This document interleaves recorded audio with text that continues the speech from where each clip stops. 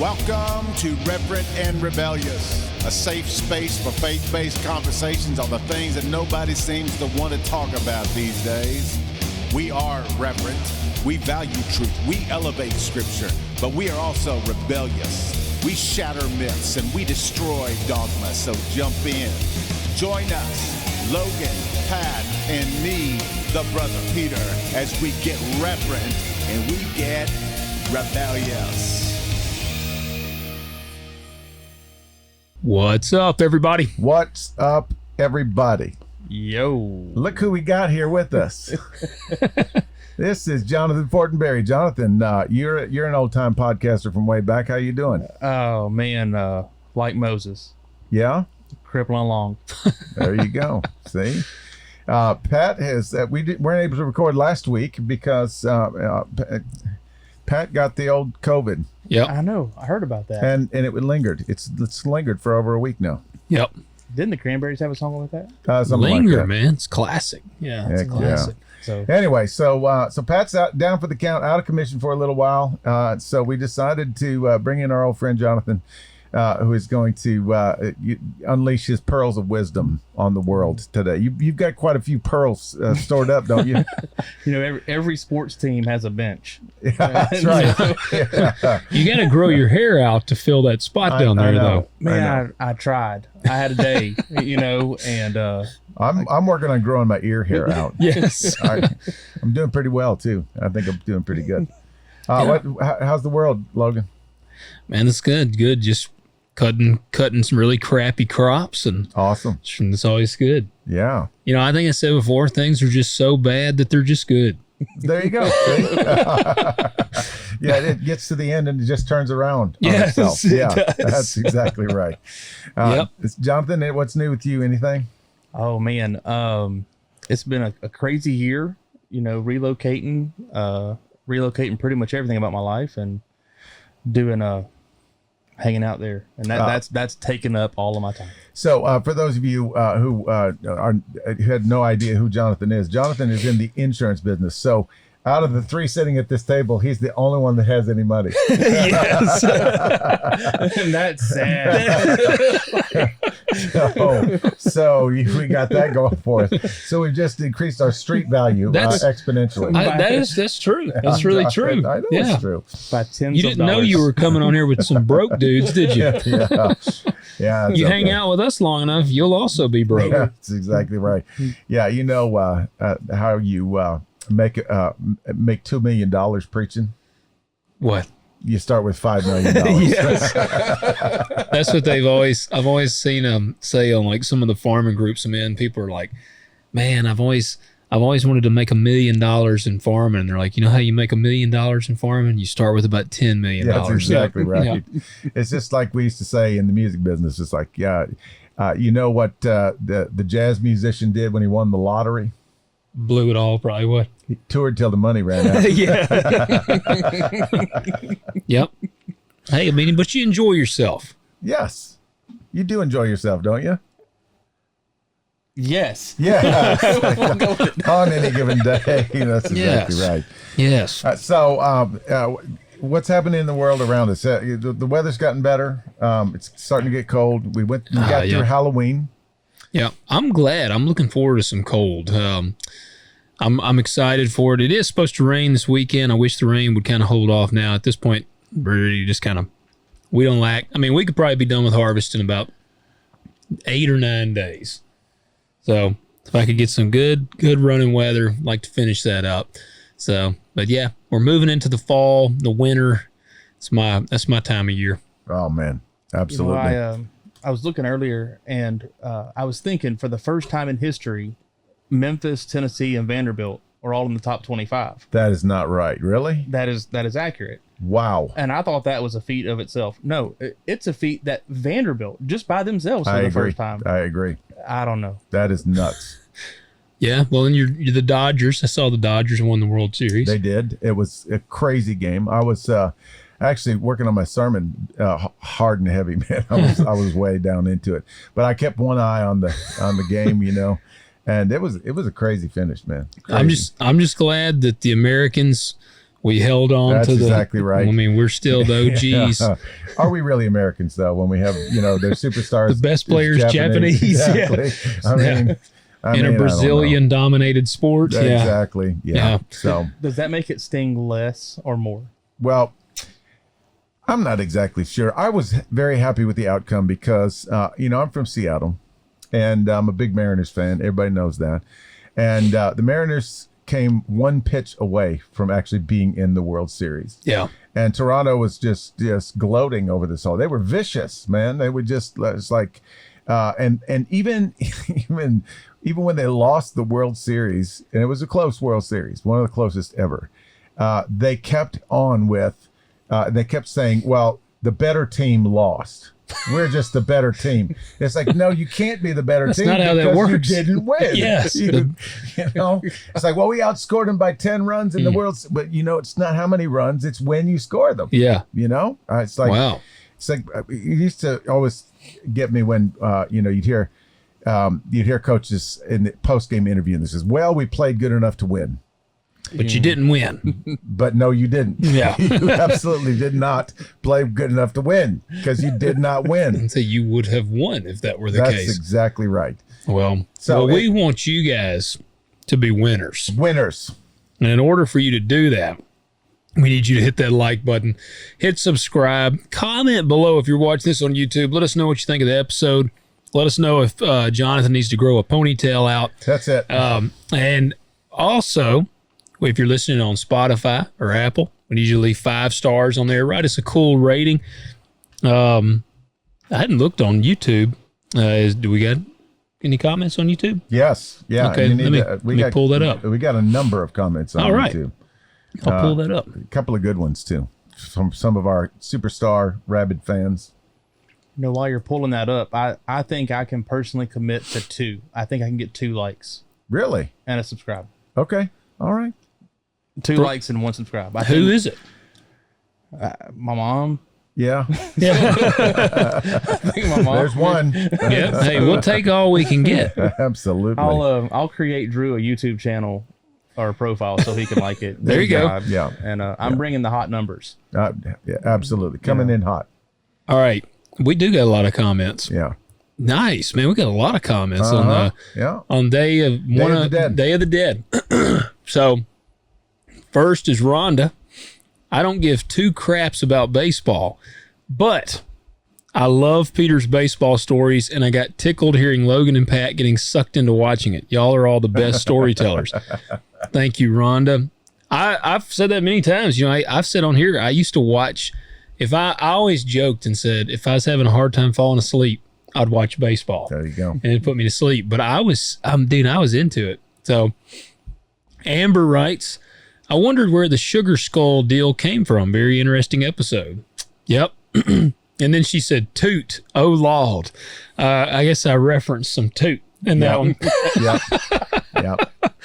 That you'll do a little toot? Do a little toot, man. Yeah. Well, not freebase cocaine, though. Amber then said, road rage and pooping your pants. Real too funny. Yeah. That's what that's kind of what I've tried to, I'm giving grace to people. That's right. Because I'm like, they got to just take a poop real bad. Yeah. And that's why they're driving crazy. Yeah. Yeah. I've driven crazy a couple times for that reason. I certainly have. Yeah. Like you're already planning how you're going to get the door unlocked. Yes, and I always wear a belt. So it's like, I got to get my belt undone. That's exactly right. That's like the most high stakes moment when you get to the bathroom and you got to get your belt undone.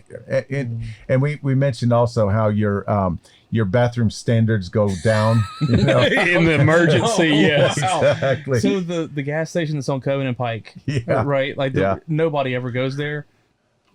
But I have been. In the right circumstances, somebody will go there. Yeah. Yeah, or that little Walmart gas station. They got the bathroom outside. Yes. Yeah. You had that'll do if man. I'll tell you a funny story. So this has been several years ago, and in the morning I'd like to have my coffee. And this was back, I had my semi truck and I was hauling grain. And I'd always haul a load of grain down to Memphis every morning. Well, the timing was crappy because I like to have a cup of coffee in the morning. And then we also would leave early. Yeah. So I always would hope that I could use the bathroom before I struck out. Because you're in a semi truck, it's not just that easy to pull over. No. And man, one morning I go and I'm drinking coffee actually while I'm making this haul this morning because I'm feeling good. I'm like, man, I'm gonna have my coffee on the way. And I get to 2nd Street was where I was hauling grain. I'm almost there, and the pain kind of hits. And I'm like, but it's not just crazy. It's not overwhelming. I'm like, man. Now, for people who don't know, this is about a 40-minute drive in the semi from our shop to the granary. But I'm at the granary, and they had they had a real crappy bathroom out there that you could use. But I said, man, I would rather just come back and enjoy my time in my own comfort of my bathroom. So I'm like, there's your first mistake. It was. I said, the pain's not that bad. I can wait. I can hold it. Dude, I kid you not. I had not gotten out onto Highway 51, and it was like DEFCON level. I am like, oh my gosh. And it's the waves of pain, you're all right. You're all of a sudden okay. And then it's just, you're. It's like I'm dilated to 4 centimeters. Yes. And so, man, I got down, do y'all ever remember Mama Manello's, the old place in Millington? It was a Italian joint. It was, I can't remember. It's before you get into like Millington where the car lots are and the restaurants. It was kind of the outskirts of Millington coming out of Fraser. And I had been looking, I was sweating. Sweat was rolling at this point. And, I'm desperate because I will do anything to not poop my pants. And, Absolutely. And so there is a little shoulder. And again, I'm in a semi with a grain trailer. It's just a tiny shoulder. Man, I was so distraught that I pulled off like I'm in the grass. Half of my semi is like in the highway. Yeah. And I just get out. I'm like, I don't care. And I ran into this crappy bathroom. It was a horrendous bathroom. And luckily no one was in it, which no one probably would want to be in it. Right. And I'm like in there and I made it to the bathroom, but the whole time I'm waiting to hear like a 25 car pile up on my semi. Luckily I get out. Nobody had crashed into my truck, but I guarantee you people were cussing it and having to go around it. Exactly. And if they just stopped for a second and thought, maybe the driver of that semi really has to go to the bathroom. He had to go to the bathroom. That's it. See, they would have had more compassion at that point. That's right. So be compassionate when you see it. That's a long way around the block to teach a lesson. That is. There you go, guys. Put yourself in that position. Yes. Rhonda also said, love, let God do the God stuff, and we just say yes, sir. That's I like that. One. That is a good one. Yeah. Miss Julie said, my dad never drank beer until he had a kidney stone. Mom was looking out the window, and my little brother Tracy, 4 to 5, with his buddy in the backyard on the slide, were shaking a can of beer. Needless to say, when they popped that can, it blew out past the slide, and they laughed, and so did Mama. At the table, Daddy said, if you shake a can of beer really hard, it will blow really high. Tracy got so excited and was telling how high it went, then realized he told on himself. Daddy just smiled. That's what sitting at the table will do. Things just come out. And that is true. It does. Yep. Yep. Rhonda said, I wonder what the Catholic Church's position on these celebrations is on Day of the Dead. Yeah. Well, we kind of touched on that a little bit because that's kind of how the official Day of the Dead thing kind of came together, because it was a combination of the Aztec tradition and that's All right. Saints and All Souls and all that stuff. So I don't think they really approve of it, honestly. I don't think they're down with it. Yeah. Rhonda, it is difficult for me to look at this tradition cleanly using eyes that observe this tradition and appreciate it for what it is. One that belongs to a different culture of which I am not a member, because like Logan said, it seems like a portion of these rituals fall into the category of meddling. Yeah, and we talked a lot about meddling. Don't be meddling. Yeah, that's always a dangerous thing to do. Julie, Miss Julie said, I decorate and visit the grave of my family back to the 6 generations. For the fact without them going through their faith in God, love, struggles, and strengths, there'd be no me. To me, it's respect, not worship, Pat, I'll fix you waffles anytime, not just Veterans Day. So, and that's kind of my thing. Like, I think we said this, I think it's good to remember. Yeah. It's good to remember. You just don't worship. Yeah, that's exactly right. Same thing with like the symbols and icons and all that kind of stuff. We talked about that in the Ten Commandments message. People are saying, you can't have a Christmas tree because that's an image, and but I'm not bowing down to it and worshiping it. Yeah, No. that's right. And it was, it was a couple weeks back, and Drew wanted to go see my dad's grave, and so I was like, sure, I'll take you. Yeah, and I had to think about it for a minute. It just hasn't dawned on me to go and put flowers out. That probably makes me a terrible son, but I don't know. I don't think your dad really cares one way or the Yeah, other. I doubt it. Yeah, but that's the thing, right? Is it more for us, or Yeah, I think it is. I think it is too. Yeah, I think it is. I think you feel like you're still. You're paying your respects. Yeah. Because I can assure you, man, they in heaven, they don't care what you're doing on the grave. No. You could be a truck driver needing to use the bathroom and go stop there at their grave, and they ain't worried about it. No, they're not worried about it at all. So those are good comments. Excellent. They were very Excellent. good. Yeah, Way leave to us go. some more good ones. We love the absolutely. comments. Tell us we're full of it. I don't care. Yes, that's right. Okay, so I got a funny story for you. All right, let's hear This it. one's going to take just a minute, but it's worth it. Yeah, all right. Okay. Frank was a simple farmer, a man of few words and steady hands. I need some background music. His field stretched wide under the open sky, offering the only real peace that he knew. At home, however, life was far from tranquil.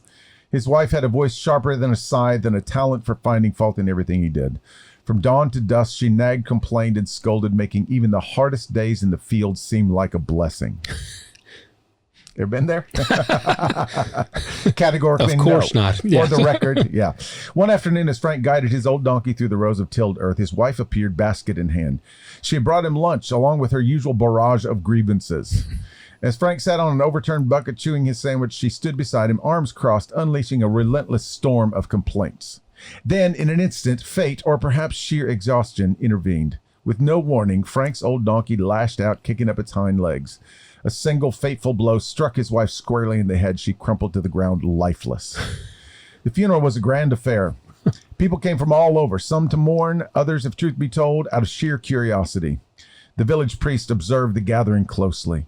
Something peculiar caught his eye. Whenever a woman approached Frank, dabbing at her eyes with a handkerchief and whispering words of sympathy, he nodded solemnly up and down. But when the men stepped forward, speaking in hushed tones, Frank would shake his head side to side. Intrigued, the priest waited until the last mourner had gone before stepping beside the farmer. Frank, he asked gently, I couldn't help but notice. When the women offered their condolences, you nodded. But when the men spoke, you shook your head. Why is that? Frank sighed, adjusting his hat. Well, Father, he said, the women all told me how lovely she looked, how nice her dress was, so I nodded along to be polite. And the men? A slow smile tugged the corner of Frank's lips. Every single one of them asked the same thing. Is that donkey for sale? No. That's good. I told you it'd be worth it. That's good. I had not. I didn't know where it was going. I know, Yeah, I that know. was good. I didn't laugh at that one. I love you, baby. Yeah, that's exactly right. No, that donkey's not for sale. That is good. Yeah, Yes. that's good. So What are we talking about? we have leftover Halloween style content. It's not really Halloween, but it's kind of Halloween adjacent.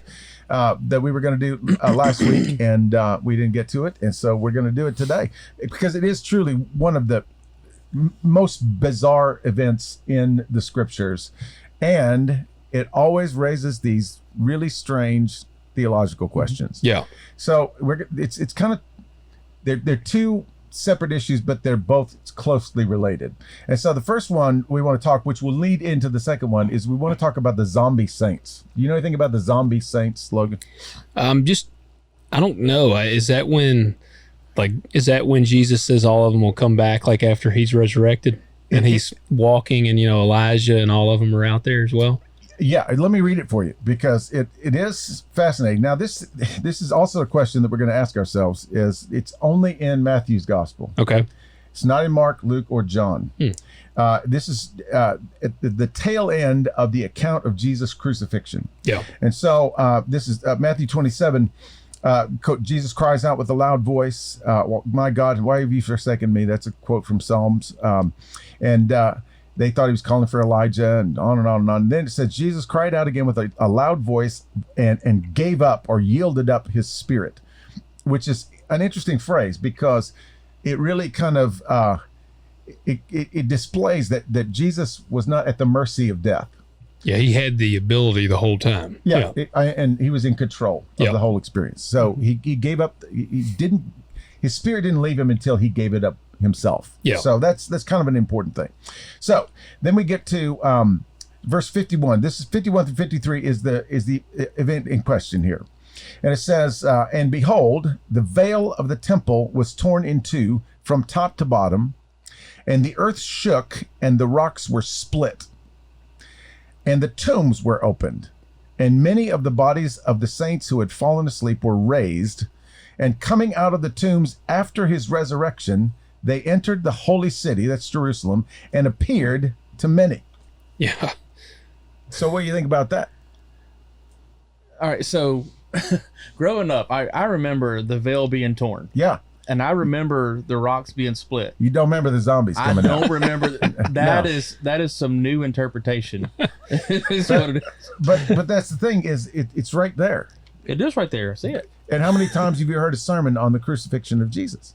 Oh, every several times a year. But we don't hear this. We don't talk about the zombies, man. Come on.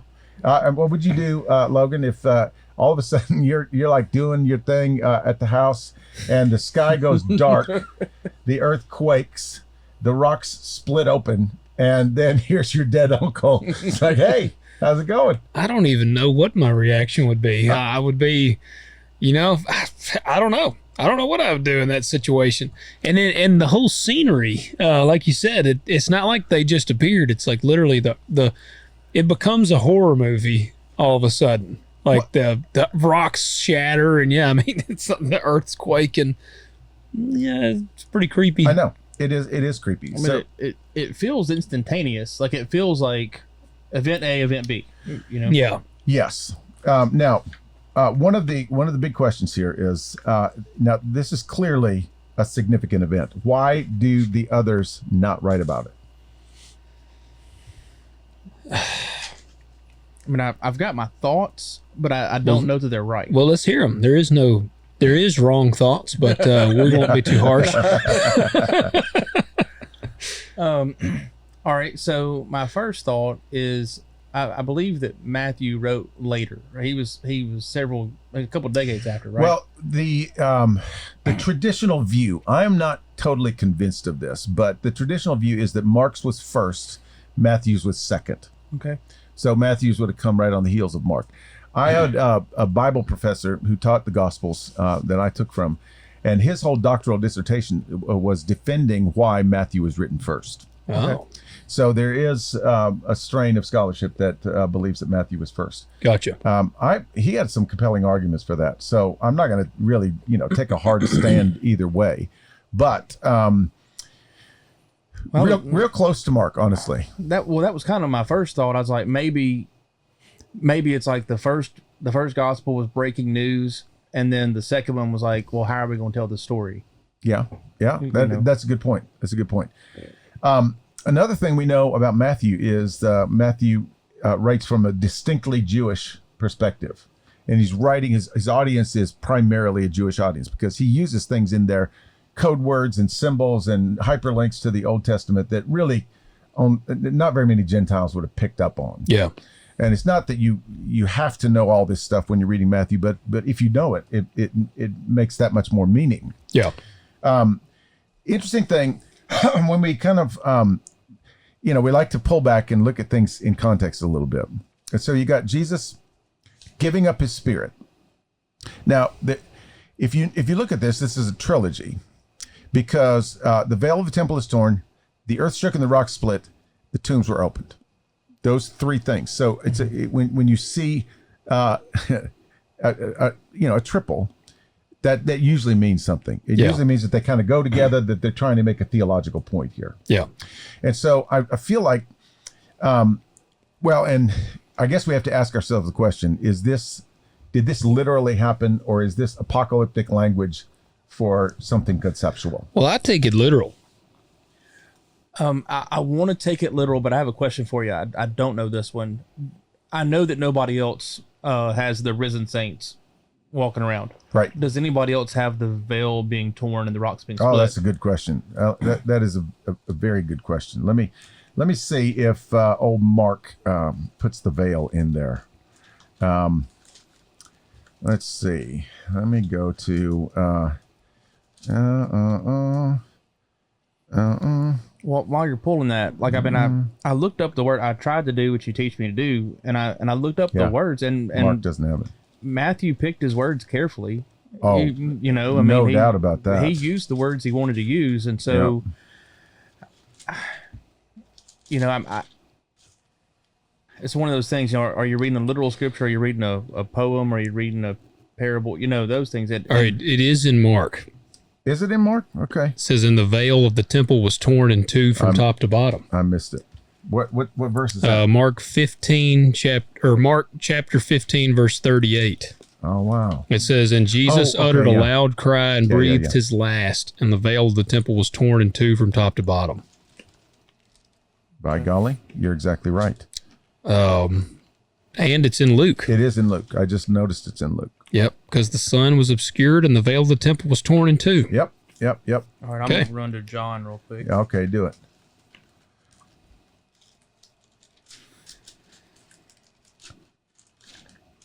Yep. That's the nice thing. I love a physical Bible, but I will say it's pretty handy being able to just use the Bible app. You're exactly right. You are exactly right. So, now John doesn't have anything like that. I'll say it did not appear on my search in John. It just says, when Jesus therefore had received the sour wine, he said, "It is finished," and he bowed his head and gave up his spirit. That's it. Yeah. It is interesting that they all use the term "gave up." Yep. That is, I think, significant. Yeah, they. Well, like I said, I think it shows. I mean, one, it shows his authority. That he gives it up. It's a not willing like sacrifice. That's exactly right. No, they didn't. They didn't take his life from him. He gave it willingly. Yeah. Okay. So there are some hyperlinks here, and we're gonna get to them. Okay. And I think that whether or not you take this literally or figuratively, and I tend to take it literally. Yeah. I think here, and we'll see why in the next little section. Okay. So Logan, look up Ezekiel 37. 11 through 14. Jonathan, get Isaiah 26, 19 through 21. And I'm going to get Daniel 12, 1 through 3. Well, while we're all turning, I just had a thought that popped up. And so it looks like they were rushing to get Jesus' body taken care of. For sure. Because it was approaching the Sabbath, right? Sabbath. Mm-hmm. So if all this happened and John's not talking about it, I mean, it had to happen on the Sabbath. It had to interrupt what they were trying to do.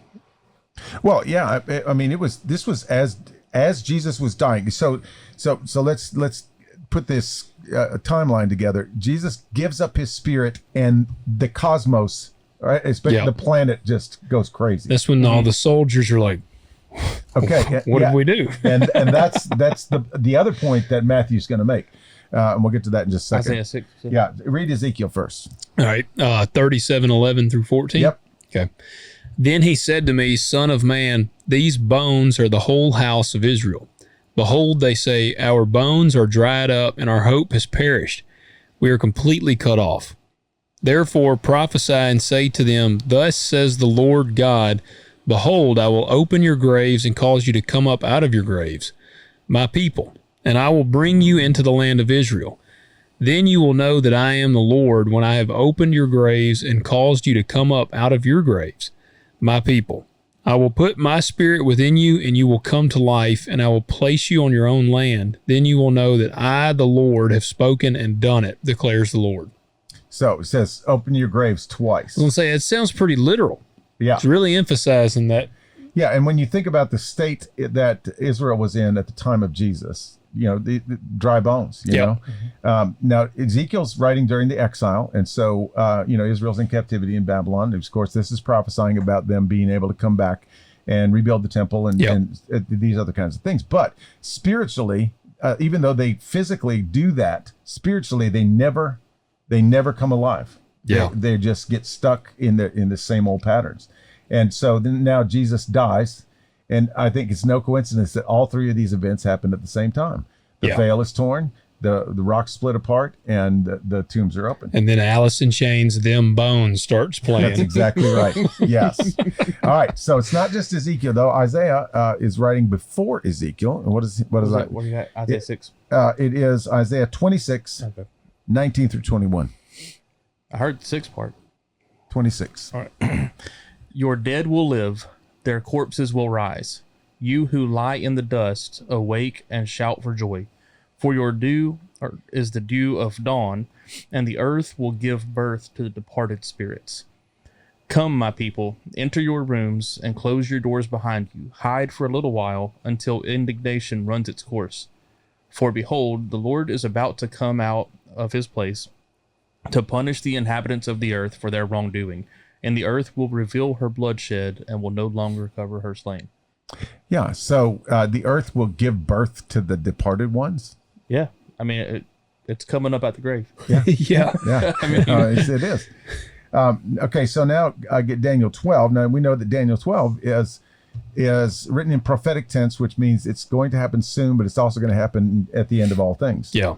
So he says, now at that time, Michael, the great prince who stands guard over the sons of your people, will arise. And there will be a time of distress such as never occurred since there was a nation until that time. And at that time, your people, everyone who is found written in the book, will be rescued. And many of those who sleep in the dust of the ground will awake, these to everlasting life, but the others to disgrace and everlasting contempt. And those who have insight will shine brightly like the brightness of the expanse of heaven, and those who lead the many to righteousness like the stars forever and ever. So there you go. Many of those who sleep in the dust of the ground will awake, these to everlasting life, but the others to disgrace and everlasting contempt. So he's writing about an event. Now, Daniel doesn't have the word Jesus, or he barely has the word Messiah in his vocabulary. And so we see Michael, the great prince who stands guard over the sons of your people, will arise, and there will be a time of distress. Sort of pictorially, that kind of is in line with. So it sounds fitting. Yeah, and so Matthew draws the most on in the Old Testament of any of the gospel writers, and so I think that Matthew is just like hyperlinking back to all of these concepts that the very thing that was prophesied about Israel being captive in Babylon is now being spiritually real in the death of Jesus. Does that make sense? It does. So let's talk about the veil just for a second. The veil of the temple was torn in two. Now, we just sort of touched on the tabernacle last Sunday, and the tabernacle had a veil. It was 15 feet high. It was probably about 4 inches thick. Heavy. Pretty heavy. Yeah. And so, that's kind of what we have in our mind when we think about, the veil was torn in two, top to bottom. But in the temple, the veil was 60 feet high. Oh, yeah. And it was the width of a man's hand from thumb to little finger. Dang. So it was like 8 inches wide. That thing had to weigh a ton. A ton. There were columns that held it up, like big, huge pillar things. How'd they have the fabric that thick? I have no earthly idea how that works. And it was 30 feet wide. Good gosh. That is a veil. I would like to know what it weighed. Oh, it It had to kill whoever was underneath it. I was going to say, if there was a dude sweeping the floors and that veil came down, he's a dead man. Absolutely. and then he came back to life. And then he was walking. Yeah, he came out of his tomb. He got clamped. That's what happened. Is the dude accidentally died, and then it was like, it's a veil. Okay. That's some Sixth Sense stuff, because it happened so fast for that guy that he didn't even know he was dead. See, and he was just like that. Yeah, and in Sixth Sense, he says, I see dead people, and they don't know that they're dead. They don't know that they're dead. Yes, exactly. They're walking and talking and moving around like normal people. Yes. Yeah. Yes. Yeah. So the veil, it was torn into from top to bottom. So that, I mean, like nobody's climbing up there. Yeah. Right. Not dang. Putting a 60 knife feet. to it. Yeah. That's crazy. I had no idea it was Torn that huge. into from top to bottom. Yeah. I didn't either until I actually started looking at it. It's like, oh, dang. Yeah. Yeah. That's a veil. That is a veil. You think they did all that with just manpower back in the day? Absolutely. How'd they hang that thing? That's what I'm wondering, man. I don't know how they did that. I don't know either. But anyway, so that's a miraculous event in and of itself. Yeah. Now, we know pretty much what that symbolizes, right? That we're now given access Right. to the Yep. most holy place, right? Okay, so I gotta try to look at this up real quick. do it. You can. I saw an AI image of it, and it was pretty cool. The veil? Yes, it was really cool. I want to know what it weighed. Yeah, it'd be interesting to find out.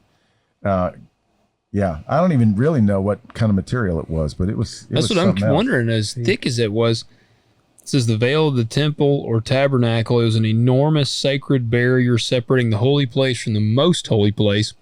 It says 60 feet high, 30 foot wide. It says it took 300 priests to manipulate or move it when it was cleaned. Golly. It says the estimated weight. It's made of fine linen interwoven with blue, purple, and scarlet threads along with cherubim embroidery. Yep. Linen weighs roughly 1.5 pounds per square yard. So the conservative estimate says it would weigh around 4,000 to 6,000 pounds. That's wild. That is wild. Yeah, it says that's why it's so staggering that when Jesus died, the gospel records the veil being torn in two from top to bottom. No human could have done that, especially not from the top down.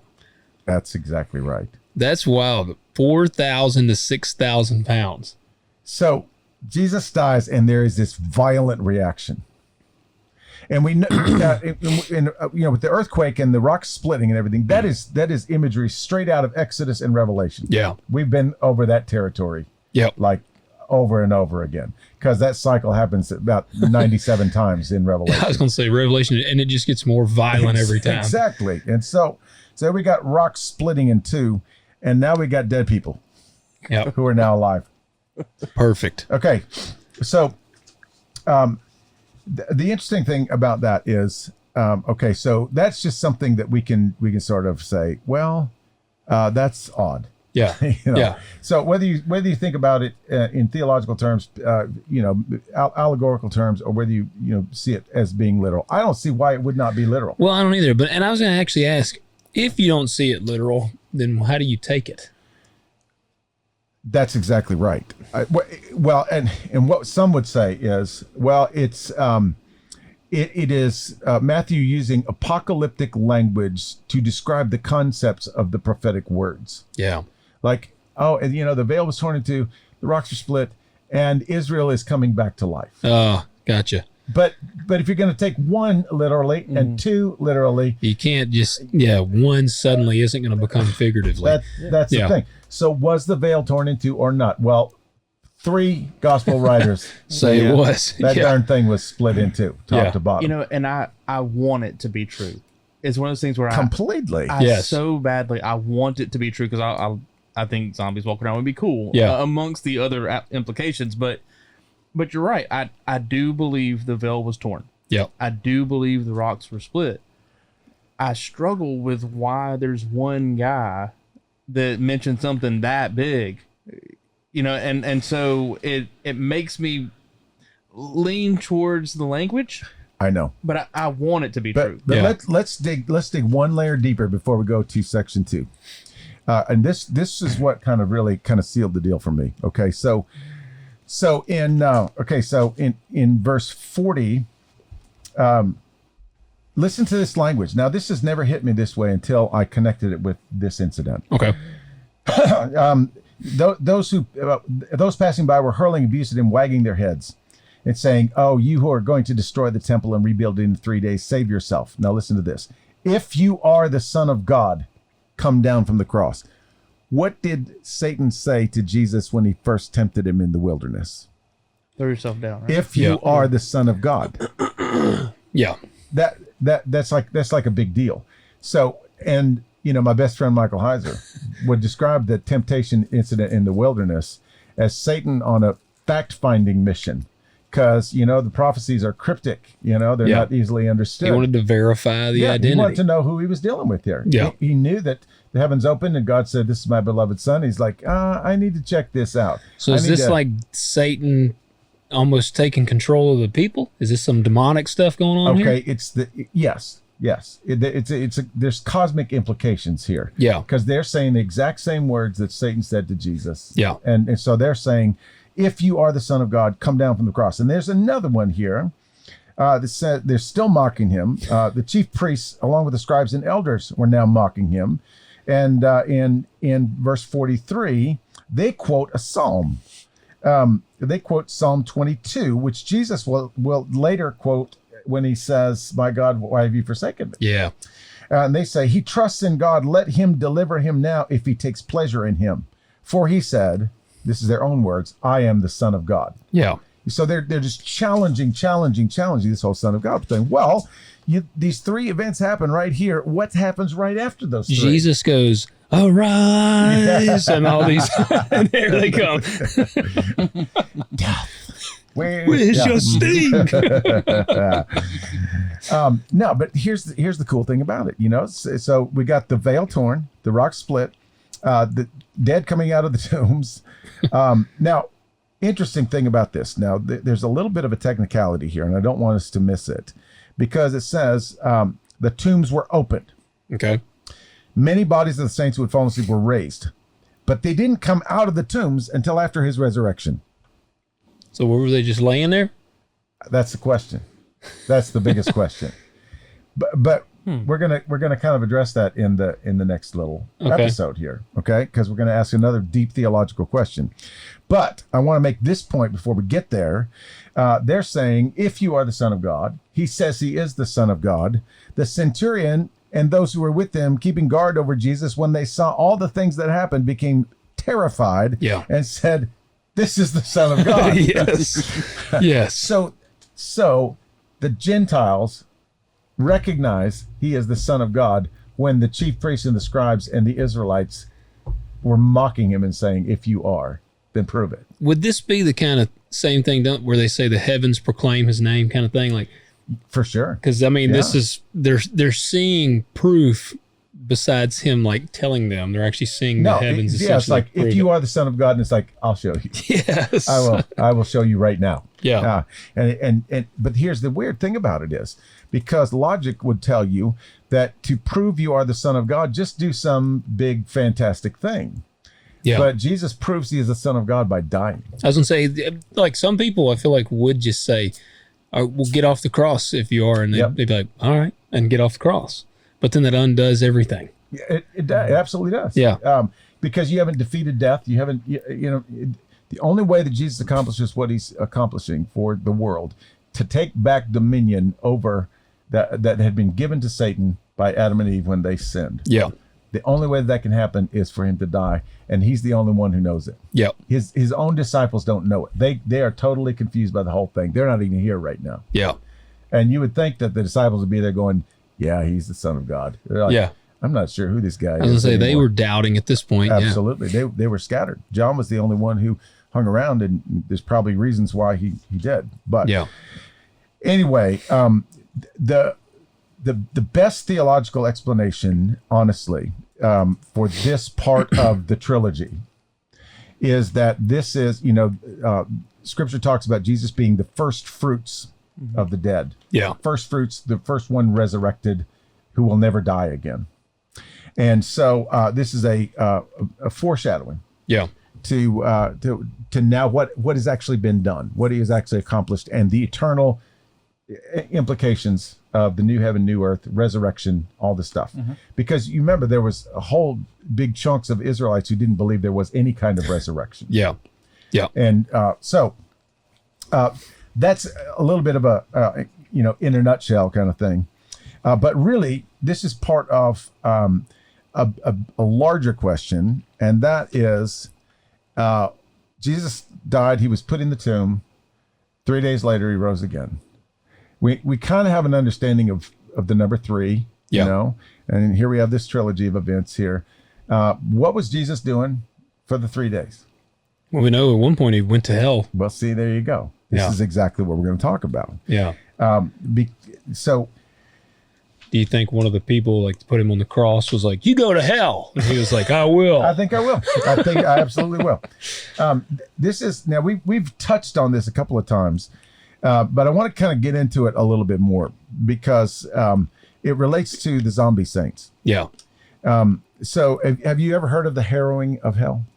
2 days ago, yes. Yeah, 2 days ago. Yeah, perfect. Okay, so we're gonna read a couple of scriptures here, just to kind of get us warmed up. Because Hey, while you're pulling it up, I got a question for y'all, yeah, and it's kind of like fitting. I feel like for the zombie kind of ghostly thing. yeah. This is actually a question I asked Marcy a couple days ago, based off of an Insidious. I know you've never seen it. Have you ever seen Insidious, Jonathan? I don't think I have. It's a horror movie. But anyway, it's kind of a haunted house kind of thing. A You ever demonic. notice you have to make sure and pronounce both syllables of that word? Demonic? No, horror. Horror. Yeah, it's not a horror film. It's a horror film. And my like lazy southernness might distract people. It's funny because I was watching another podcast and they were talking about that genre, and every time he would say it, he would be very Horror? careful. It was a Horror. the whole horror genre. I'm probably not as careful as you be. I'm like, it's a horror movie. You just got to watch yourself. Yeah, you do. Well, if you knew, like, all right, I want this to be like as realistic of a scenario as you can think, because I asked Marcy this, she had an immediate answer. Let's take it a step. Both of y'all have built your dream home, Okay. and it's on like your dream location. You love your house. It's exactly what you've always wanted, but you're there by yourself one night and like some doors slam on their own. Maybe a light comes on. It's not good. How many like ghostly encounters would it take before you would be like, I got to get out of this house? Marcy was literally like I said, if I'm gone, you're here by yourself, and the lights turn off, turn back on, door shuts, and she was like, I'd be ready to move right then. That's good. I think it comes down to the type of experience. You know, I think if you're messing with my lights, I might get annoyed. Yeah. If you're chunking coffee cups at me, it's like, no, I'm good. Honestly, I think a couple of times, and I would like call the church in. Try to do kind of like an exorcism on the house. Just get the Spirit of God in there. We'd sing some worship songs. We burn some incense. So then it intensifies. Oh man. Would you then move? Because I mean, that's what I told her. I was like, this is like your dream. Like, you love this place. And she was like, I don't care. She's like, I'm not going to live in a house that's got like a ghostly entity in it. And I kind of get it. But do we not have authority over those things? We should. Like, let's say you do tell it to leave and it just gets worse. Then you do get hit in the head with like a coffee cup. Man. I just feel like if all the church folks came over and we just you could drive it out. Yeah, I think we could. I think we could anoint the windowsills and just the whole thing. Yeah. Jesus said, that this kind only comes out with I'd be fasting. Yeah, I'd be fasting. And it's a tough one for me, man. I don't. I'd do it. I would do it. I don't either. Yeah. I don't either. That's what I want y'all to. That's a question. Rhonda, Amber, Miss Julie, all our listeners, I want you to tell us in the comments, how many ghostly encounters would you put up with before you're like, I got to get out of this house? Yeah, like I said, Marcy, she was one and done. Yeah. She's like, that's it. Yeah. And I kind of get it, because I feel like you almost never know when is it going to intensify. If he's flipping the lights on and off, when am I going to wake up at like 2 a.m? It's going to be like a thing like standing over the bed looking at me. With the sickle in his hand. Yeah. So I grew up, Pentecostal, and that's a whole different episode in and of itself. And but I think I remember hearing stories, people, I guess in that realm, and that part of the faith, I think maybe just have more experiences or maybe recognize them more. But I feel like I've heard those stories. Like I woke up and there was a demon staring at me, or Yeah. You say, Moses, is that you? Elijah, is that you? If it says Bathsheba, you're in trouble. Or Lilith. Lilith, yeah, that was the one I was thinking of. Okay, so the harrowing of hell. That is basically, it's an old medieval word for like disturbing, shaking, conquering. It's that kind of thing.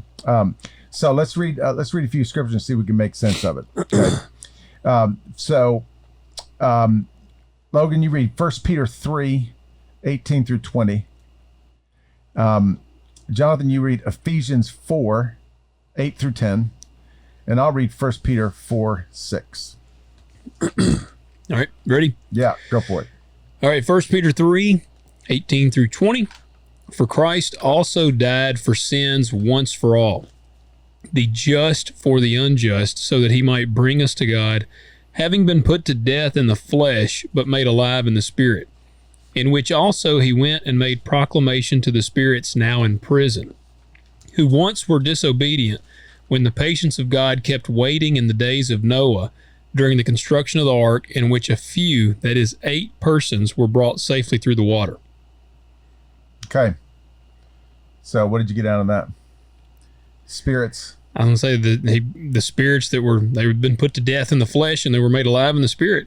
Yeah. No, so 1 Peter 4:6 says, for the gospel has for this purpose been preached even to those who are dead, that though they are judged in the flesh as men, they may live in the spirit according to the will of God.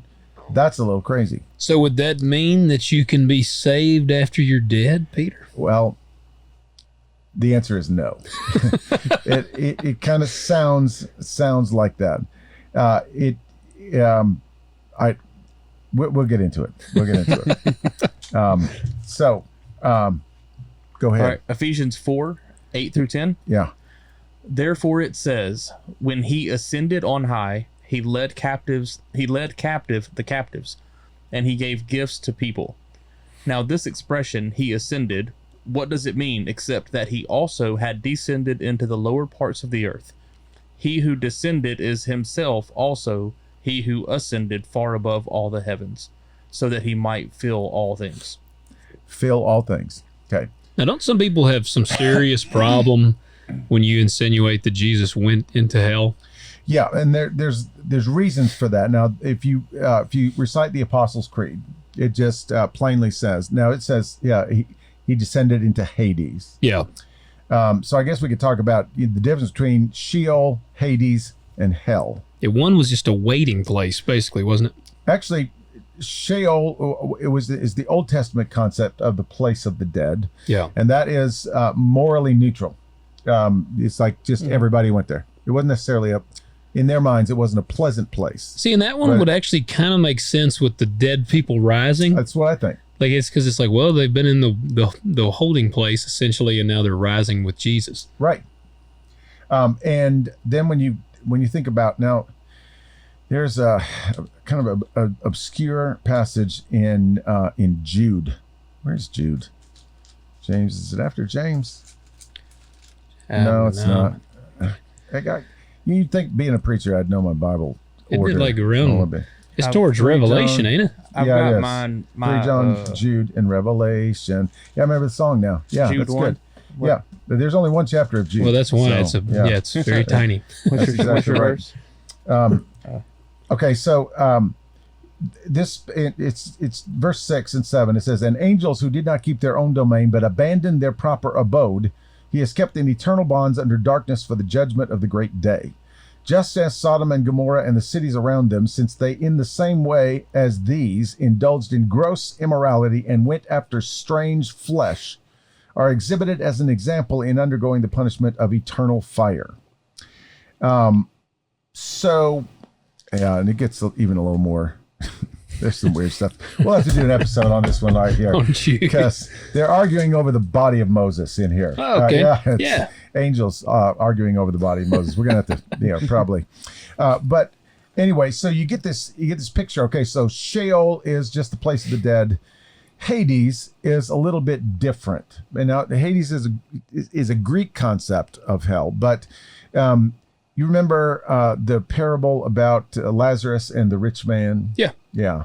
So it would suggest that Hades has compartments. And that, well, it's been suggested that there are 3 compartments in Hades, which is a holding place, a waiting room, if you will. Yeah. But that one portion is not a waiting room. It is, well, it's for eternal destination, basically. It's these. So it's hell. Yeah, it's basically. I mean, they're going to be taken out of there and actually end up in hell, which is a different place. But their fate is sealed. Yeah. And then these are the rebellious Elohim that went after strange flesh, shall we say? Yeah. And then there's a place for the unrighteous, and there's a place for the righteous, sometimes known as Abraham's bosom, and that comes from that parable. Yeah. So the unrighteous, I mean, are they just going to be plucked and put into hell as well?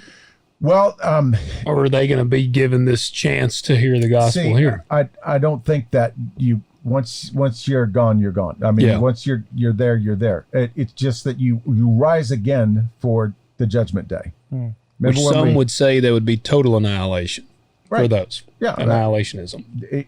Depending on eternal conscious torment or annihilationism or universalism, which means that all this stuff really doesn't matter. Well, I certainly think that one's wrong. Sorry if we got some universalist listeners. I honestly have tried to get there a number of times, but I just it's a wonderful thought. Well, it is. It would be nice if it was true. Because then, we could just live like any way we want to. Yeah. And we just, everybody okay. Was that the sum of Rob Bell's book, Love Wins? Uh-huh. Okay. Yeah. It's very, It's what got him in trouble. Yeah. Universalism? Yeah. Yeah, absolutely. So the story, if you want to kind of go through the timeline of this, is that to finish answering your question, the reason that people have problems with this, because the Apostles' Creed says he was crucified, dead, and buried. He descended into hell, or Hades. Some will read it that way, and so some have a problem with that because there are people who have twisted that into Jesus actually went to hell and experienced hell as an unrighteous person. Yeah. Because Jesus has to experience everything we experience, right? But that's just like overreaching the data, because Jesus was not an unrighteous person. There wasn't anything unrighteous about him. And we don't have to go to hell. That's not a human experience. Yeah. Well, and I feel like if we were cast into hell, then are we not under dominion of hell at that point? And Jesus would not be under the dominion of hell. That's exactly right. So and so he was never under the dominion of hell. Yeah. He was never at the mercy of hell, even willingly. Why do some people got to they just got to mess it up for everybody. Yeah, I know. They do. I think when you said that he went and experienced, I think you're denying his authority at that point, right? Yeah. Because like going back to when he was on the cross, he didn't lose his spirit. Like he decided at which time to give it up. Yeah. He gave it up. That's exactly right. If he's going to hell, he can be like, you know what, I'm here, but I'm not here. Yeah. But that's essentially what he does. Because, in order to set things in the proper place for the final judgment day, and now that he has been crucified, now that he will rise again, Hades is going to have to be redefined. Yeah. And what's going to have to happen here is that the righteous, because they've been made righteous. Okay, so let's get it this way. This is a good way to explain it. Okay, so what do we believe now about believers who die? They go to heaven. Well, they go to heaven. Well, we call it paradise, right? Yeah. Because it's to be absent from the body is to be present with the Lord. Yeah. Yeah, this is exactly right. Jesus said to the thief, today you will be with me in paradise. Right. Okay. So we can kind of put all those pieces together. Paul says he was lifted up to the third heaven, and basically he says, I can't tell you what was in there because I'll have to shoot myself. But it's the holding tank with the Lord. Okay. Until the final resurrection, final judgment. Till the new earth. Positive holding tank, negative holding tank. That's exactly right. That's what I'm getting at. So but the reason that there is not a positive holding tank before Jesus dies is because nobody can be redeemed. Nobody can be, their hearts can't be regenerated, renewed. So they cannot exist with the Lord. So there's a morally neutral tank and then you're already done tank. Morally neutral basically moves to positive. Well, and it is morally positive. It is for believers. Now, you can't call them Christians because Christians don't come until after Jesus has risen again, and they become Christ's followers. But they are the righteous ones. Abraham believed, and it was reckoned to him as righteousness. It is those who were loyal to Yahweh were righteous people, and so they essentially will be put in the righteous holding tank. But it's still a holding tank because they cannot at this point be with the Father because they have not been cleansed. That's where my boy Samson would be. That's exactly we hope. Maybe. Maybe. We hope, yeah. It might have been Hilton or maybe his dad. One of the two, I think. The once described it though is like you've got a group of people that were judged based on what they were looking forward to. Yeah. And then you've got another group of people that are being judged on what they're looking back to. Right. That's a good way to put it. Yeah. So the idea then is that Jesus would have descended into the place of the dead. Yeah. And it says that he preached, he proclaimed. You know, that word preach doesn't mean, well, if you repent now, you get saved and you go to heaven. He proclaimed, he pronounced why they were there. Yeah. And so when you get into Enoch, we've talked about Enoch a number of times, then you get this very vivid picture of the different compartments of the place of the dead. And the writings there, the story goes that Jesus went to the place of the dead and said, "You're never getting out. You're going to get out for a second, and you're going to come with me." Yeah. Basically. So when you read that verse, that passage from Ephesians, you know, he took captive the captives. So they were captive in that space, and he liberated them so he could take them to the Father. Yeah. Okay. So get this then. This is speculation, but I'm kind of imagining this. You remember when Jesus appeared to Mary at the tomb and she thought he was a gardener? Yeah. So clearly he didn't look like himself. Yep. All right. So imagine that Jesus said, "Okay, you're never getting out. You're going to get out for a minute. You guys are all coming with me. Let's go to the Father. I got to make one side trip. I got to make one stop." And he stops and sees Mary, and then he's going like, "You all go look around for a little while. Just hang out while I go do this." Exactly. Yeah, go visit the neighborhood, you know, all this stuff. Now, that's a drastic oversimplification. Yeah. But if you think about all of the stuff that was just upheaval in the cosmos and everything else like that, it kind of begins to be, I wouldn't say, yeah, that's how it happened. But it makes me feel like Bill and Ted's Excellent Adventure. You know, they go back and they get all the people and they bring them back, and then they're kind of like, "You stay here." And then like George Washington just inevitably goes out into the town. Like that's kind of how God's like, "Just stay right," or Jesus like, "Just stay right here, guys." Yeah. He comes back, they're like, "Where is Moses? Where in the world?" Yeah. Now, again, that's an oversimplification. But I think what Matthew is getting at, and what these other passages are getting at, and if you put all of the pieces together, and we're talking about the harrowing of hell here. Yeah. You know, there is a giant upheaval in the whole cosmos, the whole universe, because the powers of evil are being overthrown. And so everything is in upheaval. Yeah. Nothing is as it normally would be. And so I don't think there's anybody in that region of the world who is not disturbed to some degree about something. Wouldn't you say? Yeah. Yeah, if you're not seeing an earthquake, you're seeing a dead guy walk by. Exactly. And it said, and this is the key, because it says that the tombs were opened. So you can imagine maybe Matthew is saying something like the place of the dead was opened. Yeah. And then they came out at his resurrection. Well, where are they going? They're going to the Father. Yeah. They're going to be with the Lord in paradise, where they weren't able to occupy before. Yeah. And so for them to come out of the tombs and appear, with all the other crazy stuff going on, that's really not all that far. I was going to say, I mean, you got the veil torn, you got the rocks split. Like the fact that a 4,000 to 6,000 pound veil just tears in this, like, maybe it wouldn't be such a stretch to have The Walking Dead out there. I'm thinking that might be a part of the whole experience. You know what I'm saying? And this paper makes a little bit of sense too, because Jesus isn't just defeating death in the future, but he's defeating death retroactively. Yeah. Mm-hmm. So the people that died and there was no eternal life with the Father, he's defeating that. You're not held captive anymore. Now you're free. You're going to be with the Lord.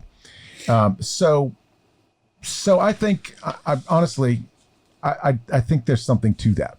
Now, look up a picture of the Harrowing of Hell. Okay. I'll get my Terminator to create us one here. Yeah. Oh, that'd be good. And there's some iconic pictures too. In fact, why don't you try and look up one, just a classic Harrowing of Hell painting from history. Just plain old Google image. Yeah. Do that, because I think you're going to find some really, really interesting stuff. So the interesting thing about this is there are traditions like Eastern Orthodox, especially Ethiopian Orthodox, some of these religious traditions, they make a big deal about the Harrowing of Hell. Like they have icons and like whole big scenes painted on their church walls. Yeah, this is like it's like a turning point. Before Jesus' resurrection, Jesus goes down and takes care of business. And is it cool looking? It's really cool looking. I'd say it sounds like it'd be a cool What'd you looking find, one. Jonathan? Well, I found a bunch of them with a white Jesus that I don't think are accurate. Yeah, no, there's some that are like really almost violent, almost, So like there's this one, and it's not the only one, but now, come on, Jonathan, that one looks pretty lame. It has like a beastly. It's got like a beast in it. Yeah, there's a beastly character. What is here. it? Looks like one of Where the Wild Things Are. It does. I was just going to say that. And Shel so Silverstein. Yeah. Here's Jesus like basically pulling people out of the mouth of the beast. Yeah. Basically is what he's And doing. A bunch of there. little naked people. And they're covering up their privates. Yes, they're always naked. Yeah, no. But no, he's white Jesus, so that can't be accurate. I mean, and the rest of them are fairly tame. Yeah, those are tame. Yeah, those are tame. Come on, Chat GPT. This thing will. If it's tame, I'll make it not tame. Yes, exactly. It's creating image. Okay, so you remember we were talking about the apocryphal books and all that stuff. In the Gospel of Nicodemus, there is like it's almost everything about what the Gospel of Nicodemus is all about. And so I want to go through, and I actually printed out the whole Gospel of Nicodemus right here because there's just some really cool stuff in it. But I'm going to give you a thumbnail sketch of what happens in the Gospel of Nicodemus. So the relevant section in the Gospel of Nicodemus is called the Descensus Christi ad Inferos, Christ's descent into hell. Okay. Okay. So the setup is this. I'm going to check my time here. Oh yeah, we got just enough time. Yeah, the story is told from the perspective of two men, sons of Simeon, and these are like supposed to be real biblical characters. So Simeon's the one who blessed Jesus in the temple, So. Yeah. And so they're giving testimony about what they witnessed in Hades when Christ arrived. So they've been liberated, and now they're telling their story. Who are they talking to? They're just telling the story to whoever wants to listen. Gotcha. There's probably an audience. So they're zombies. Yeah, basically, yeah, exactly. So they have the dramatic arrival. Satan and Hades, who is personified as a demonic ruler. So Satan and Hades are people, are having a conversation. Satan's boasting about getting Jesus crucified. Suddenly, like a voice like thunder echoes through the underworld. Lift up your gates, O princes, that be lifted up, O eternal gates. Then the King of glory shall come in. That's Psalm 24. Hades asks, who is this King of glory? And the response comes, the Lord strong and mighty, the Lord mighty in battle. That's all right out of the Psalm. Yeah. So here's what happens. The gates of bronze are shattered and the bars of iron are broken. Christ enters in brilliant light, flooding the darkness of Hades. All the righteous dead from the beginning of time are illuminated. Satan and Hades panic and try to resist, but they are powerless. And so then he goes, this is where it gets cool. Christ goes directly to Adam, the first human, and takes him by the hand, saying, peace be to you and all your righteous sons. Thank you for screwing up humanity for all this This is all your fault. Exactly.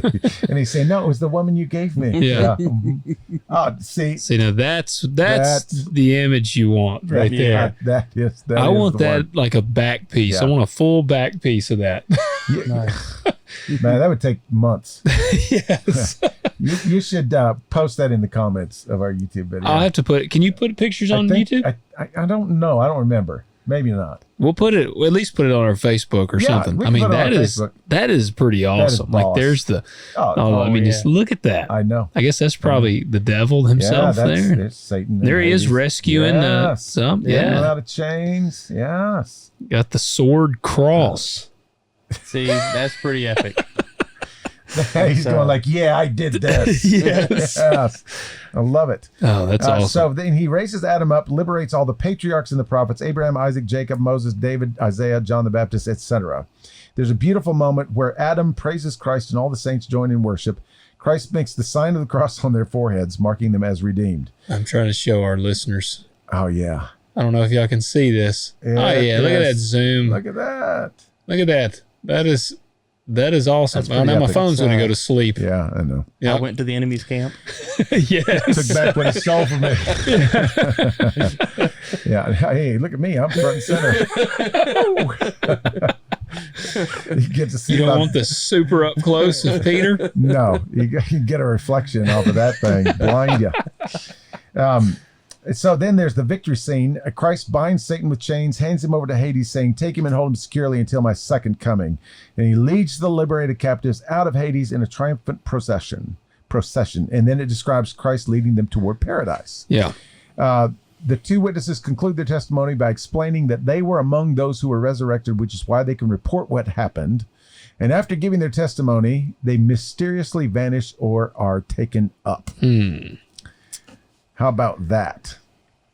But here's a couple of things. This thing is huge, but I did highlight a couple of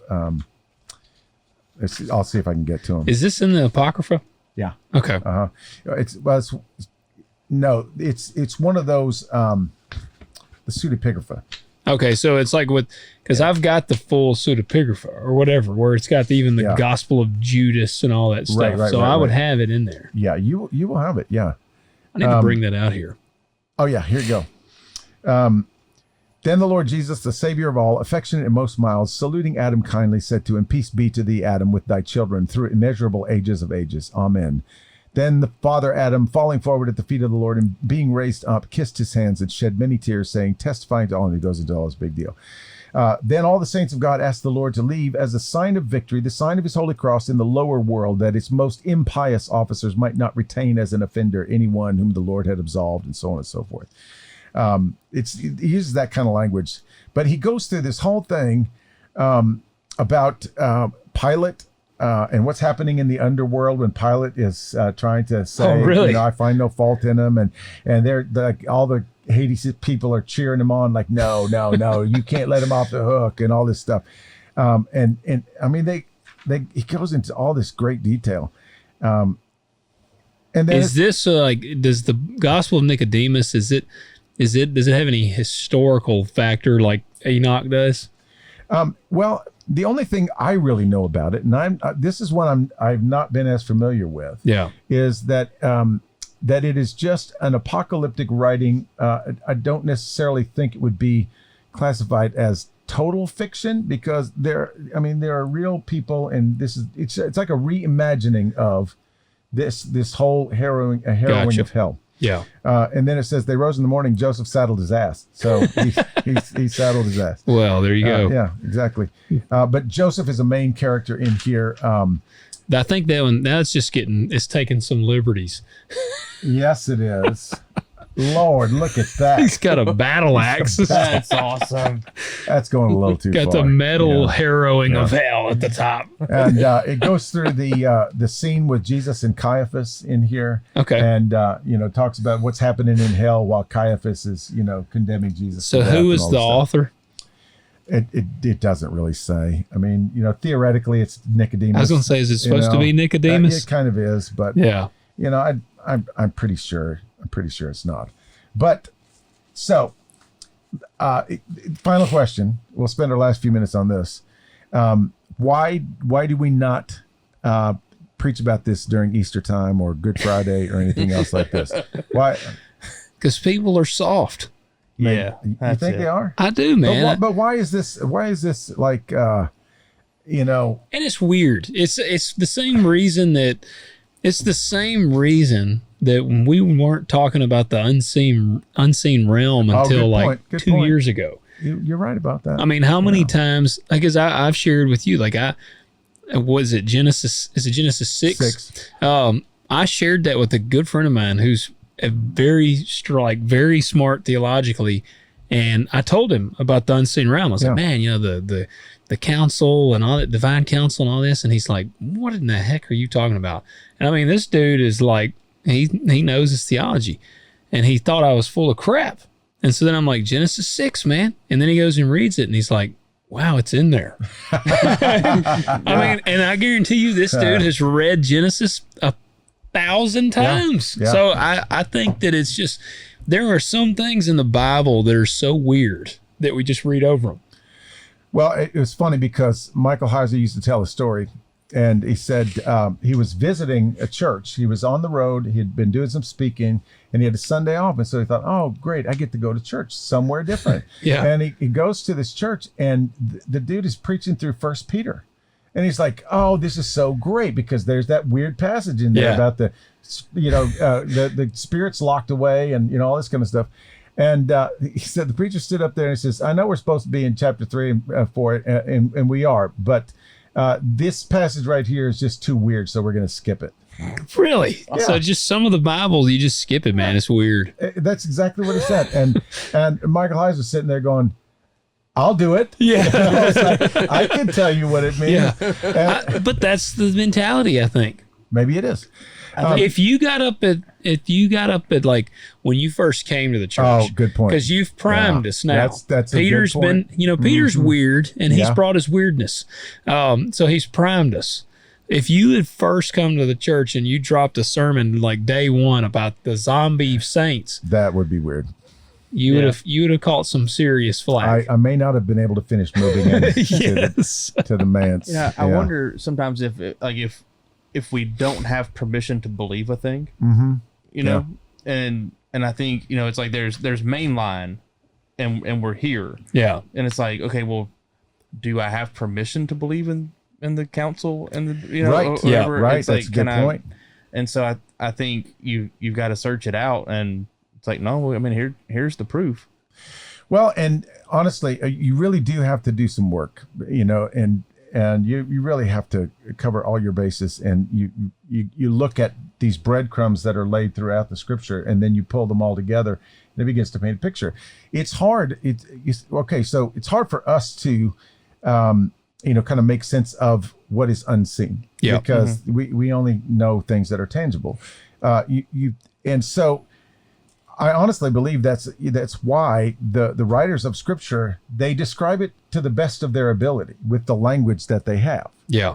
And it's up to us as we study these things and study all around it and study underneath it, you know, that we can come up with. And so the question I always ask somebody who says, no, Genesis 6 is not about that. And I say, well, then what is it about? Yeah. You give me a better explanation that makes more sense than that. And that also is consistent with other parts of scripture that we see. Yeah. And they go, oh no, a heavenly being couldn't, procreate with a human. And it's like, well, what do we celebrate at Christmas? Yeah. Yeah. I mean, he was conceived by the Holy Spirit. Yeah. The Holy Spirit. Yeah. You know, and at no point, honestly, this is another thing. It's like, heavenly beings can't have sex with human. Who said they had sex with them? Yeah. It never says that. Yeah. It was, who knows? They have that ability. I mean, they're heavenly beings. Yeah. Yeah. I mean, you know, they're godlike creatures. They are created, but they're, you know, anyway. Well, that's what I do think that, and that's why, like, I think back, like, in their day, like, in the biblical times, they saw weird stuff all the time. Oh, yeah, a lot weirder than we I mean, do, it was, you know, that's what I'm saying. Like, and we've talked about, like, there's still demons here. But, I mean, like, there was, like, the woman possessed, and, Jesus cast out the, like, I mean, they saw weird supernatural stuff all the time. What was it? It's not the Amalekites. Was it the Amalekites? Yeah. Shapeshifters. Yeah. I mean, what the crap? I know, I mean, but that was out and about. Well, and then, you say things like, well, the heavens declare the glory of God. They tell the story in the heavens. Well, we go, I look up there and I don't see anything. Well, we got freaking street lights and beacons and airplanes. When they went outside and looked at the sky, They could actually see the sky. it was very visible to them. Yes.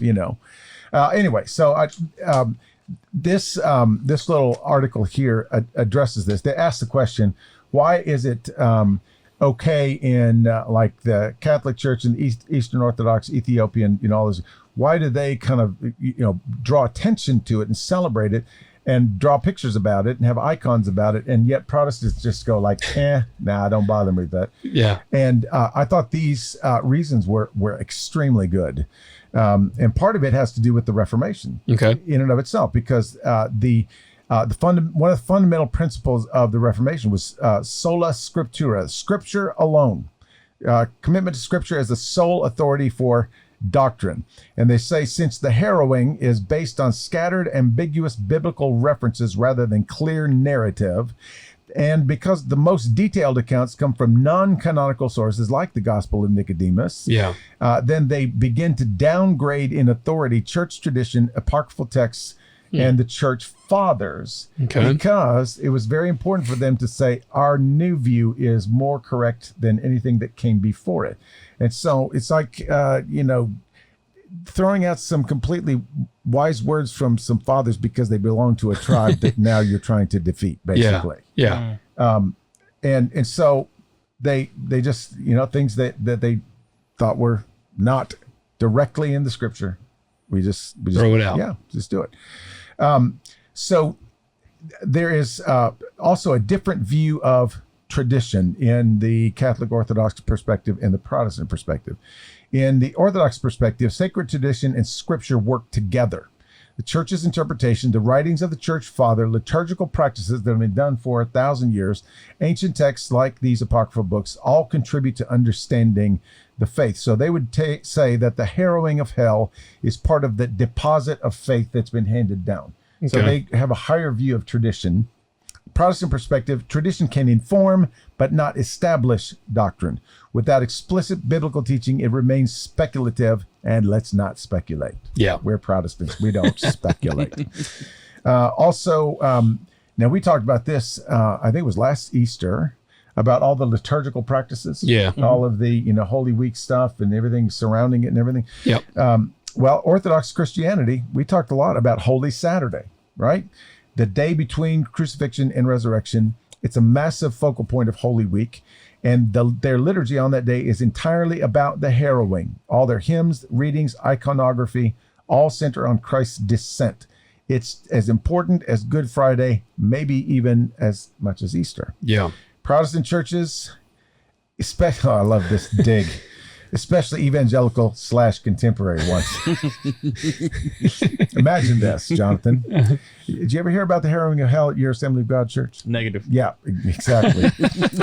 They tend to skip from Good Friday straight to Easter Sunday. There's no Holy Saturday service at all. I didn't even know there was such a thing. Oh, I guess we got to have one now. I don't know. I'm pretty sure we do. You do? Yeah, that sounds great. We can hang pictures up like that. That's what we need. When are we going to get that mural in the sanctuary? Yeah, so I get us some, some chalk and some, we need to do like the ceiling, like in the cathedral site. Yes. The 16 chapel or whatever. Yeah, They have the exactly. stuff on the. Yeah. Absolutely. If you don't liturgically observe the in-between day, you don't develop theology about it, and that is absolutely true. And then here we go. Okay, we're going to only talk about this for a minute, I promise. And I want to hear you talking about this again, because we get into the atonement theories. Do you know much about the theories of atonement? There's the substitutionary. Yep. And then that's a different word. Christus Victor. Mm-hmm. There is liberation. Mm-hmm. There's a couple of others that I don't think hold any water at all.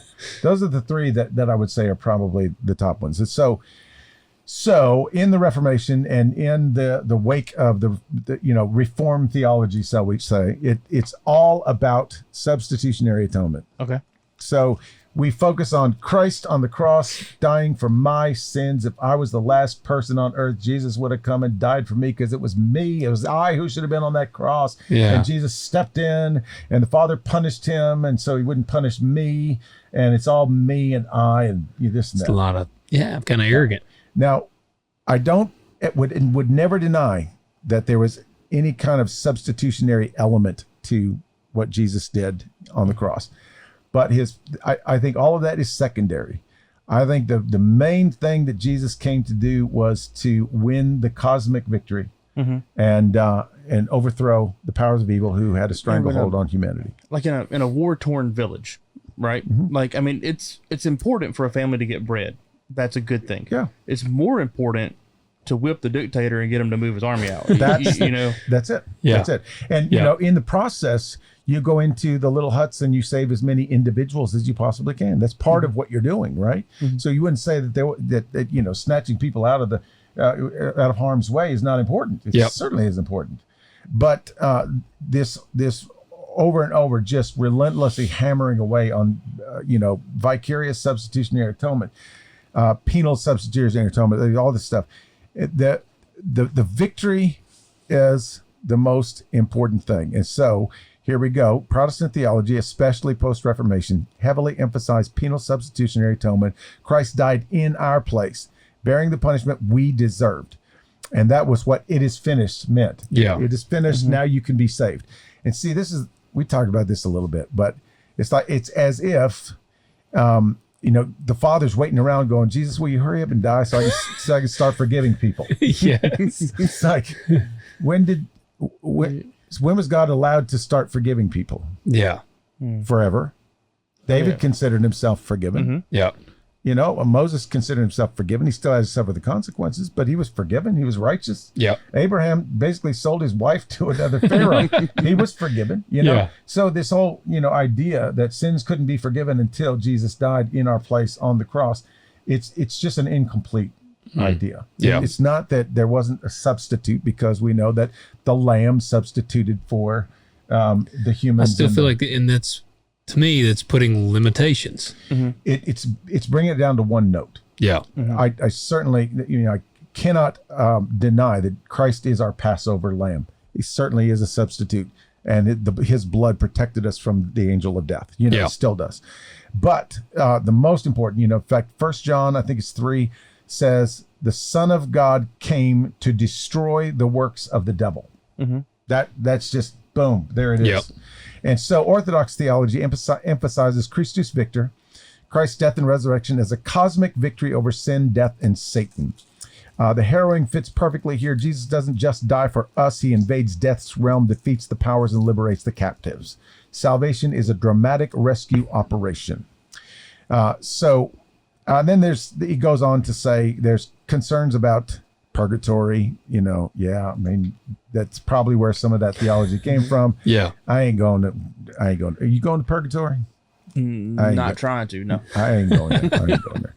And then, of course, there's that controversy about the Apostles' Creed that we talked about. And then this is kind of a tertiary one, but the harrowing was kept alive in Catholic Orthodox context partly through icons, paintings, stained glass, and mystery plays. And us Protestants, we think that's idolatry. Yeah. It shouldn't make any graven images, all that stuff. But we could have cooler looking murals. We really could. And here's the funny thing about it. Why in children's areas do we have Noah and the Ark?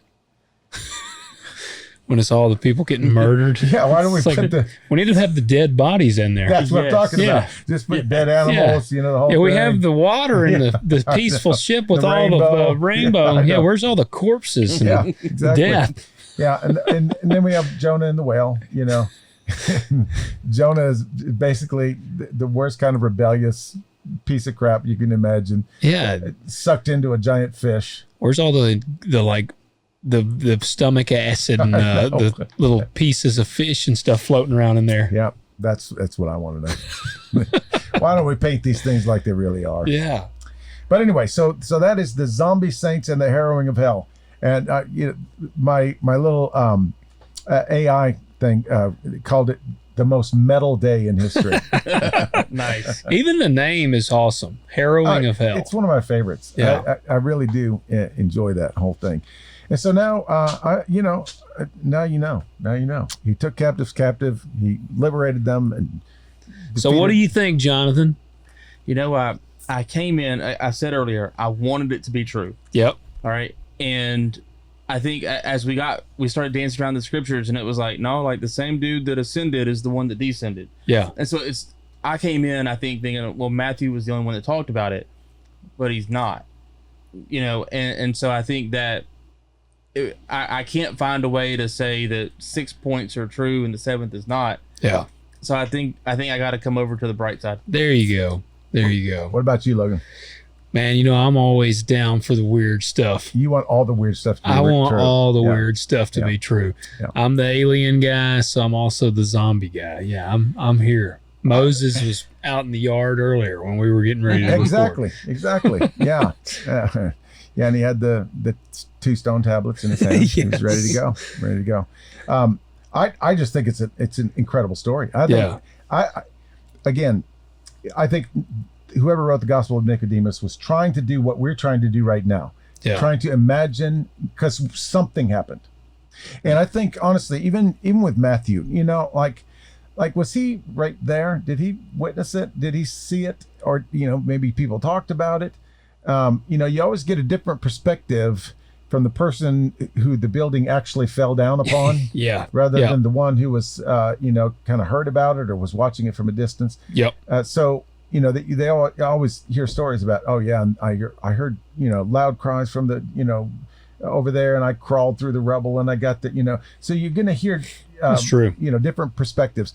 I really think, I think it's entirely credible for it to be real, because if the veil was really torn and the rocks really did split in two, then I don't think we can say, yeah, but there were no zombies. I was gonna say, I don't think we can put any limits on it. Yeah. And when you then combine that with the backdrop of Jesus descending into the place of the dead. Now, what he did there, I'm not exactly sure. Again, Peter says he's proclaiming something. I don't know what that exactly, if Peter knew, Yeah. Because maybe he asked him when Jesus rose. He said, "What were you doing down there?" Yeah. I was just preaching. I don't know. But I do think Matthew is, again, writing to Jewish people. He's making a theological point that not only was the entire cosmos disrupted, blown to bits, total upheaval, but also I think he's trying to point back to Ezekiel and Daniel and Isaiah and all those things, and said, this is what's happening right now, but it's happening on a spiritual level. Yeah, I agree. So I'm with you. Because we know that the veil being torn in two, I mean, that has spiritual significance, eternal spiritual significance. And I think that's why all the writers put it down. Now, maybe, Luke certainly wasn't around. Luke was after the fact, and he was a Gentile. Mark may have been just like sipping coffee somewhere. I don't know. I don't know. But that's kind of the idea. But I want to know what you guys think. What do you think about this harrowing thing? And what Jesus did during those 3 days, and the zombies, Yes, we want to know, do you believe?